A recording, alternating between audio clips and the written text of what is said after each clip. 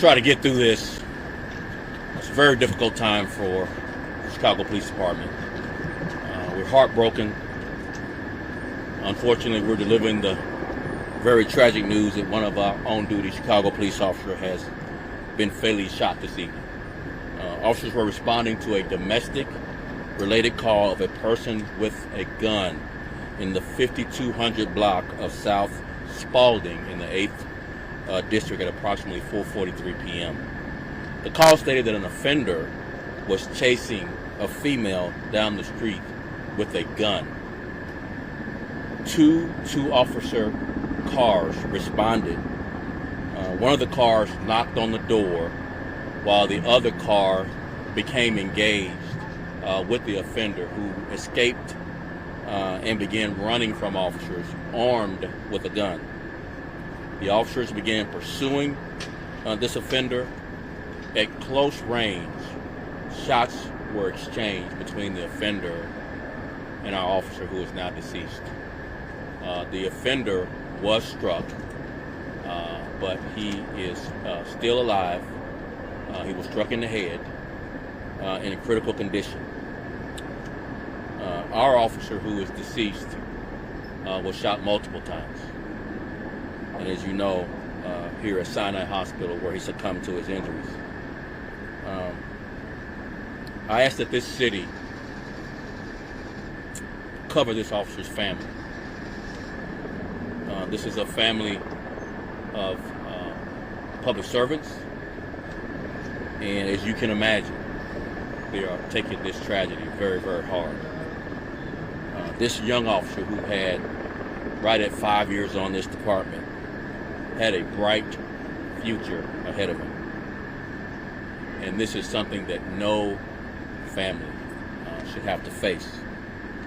What we know about the offender is he's 18 years old, not much of a criminal history, one prior violation that we've been able to find so far this evening. The officer's partner, all the responding officers, the officers in the 8th District, every officer on this police department, and for that matter, every officer in this country, is grieving today. Policing is a big family of people who know at some point they may be asked to make the ultimate sacrifice. But you never wish or hope that it actually happens. And tonight this tragedy did. There are some broken hearts that will take a long time to grieve, to accept this. The investigation is ongoing. There's body-worn camera footage being reviewed of this incident. Our detectives are working to piece the evidence together, the ballistic evidence, other pod camera video, along with piecing together all the officers' body-worn camera video of this incident. But the information that we just shared with you is obviously preliminary, very early in the investigation, even though it's been several hours. But we're still continuing to aggressively address this. As you know, this will be turned over to COPA as well for a full and thorough investigation.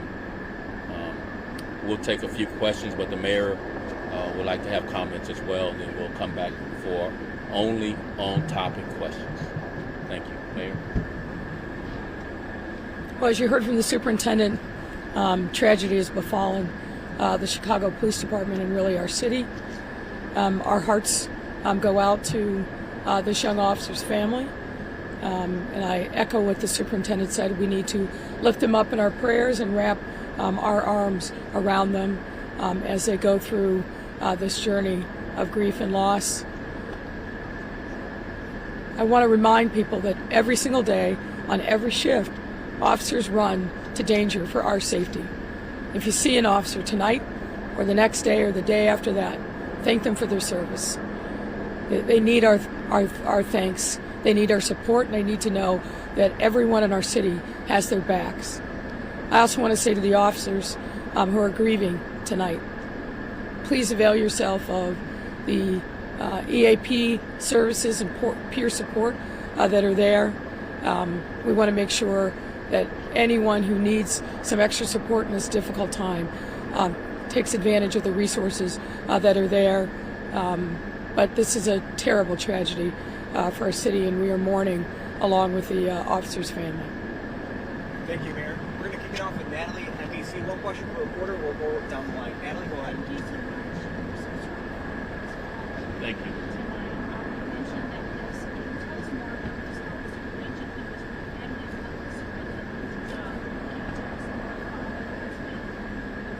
So right now, there's family in other parts of the world that's being called.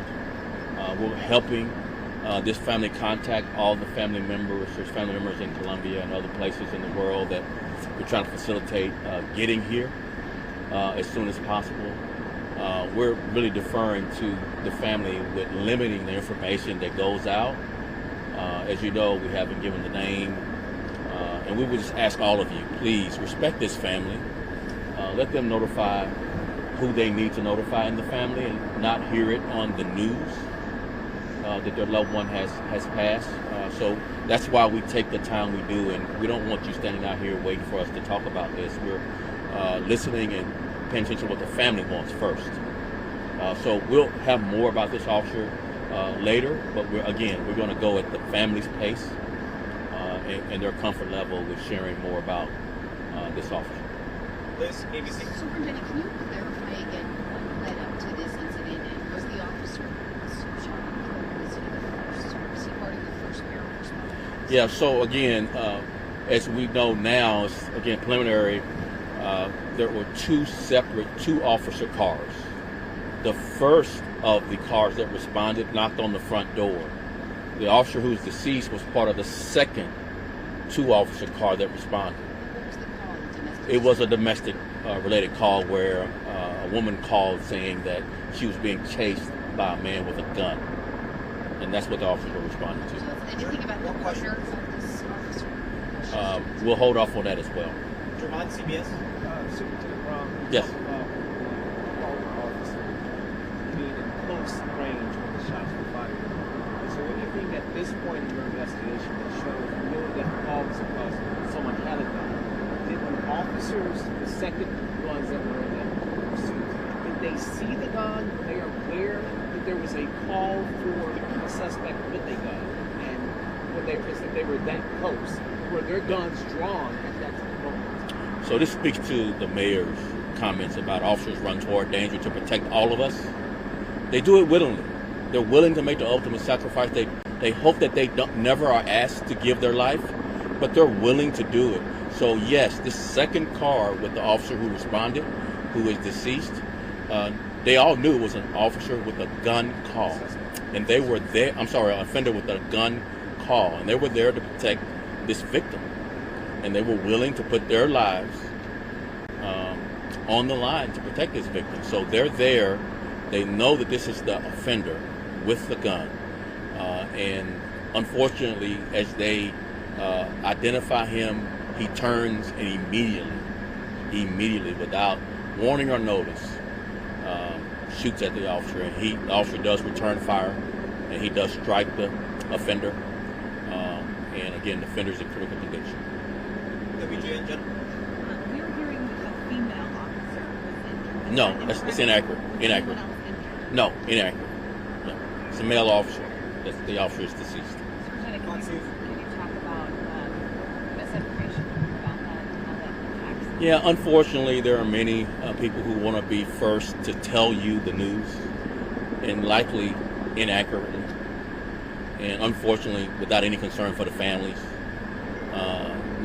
We had some time to try to identify where the officer's wife was located and get her here and get her notified, and unfortunately, others thought that the family doesn't matter. I want to be first to get it out to the media.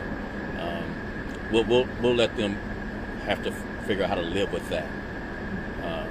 Not having compassion for these families, just so you could be first to tell reporters. It's shameful. It's shameful. It's shameful, and people should never do that. One last question to the right.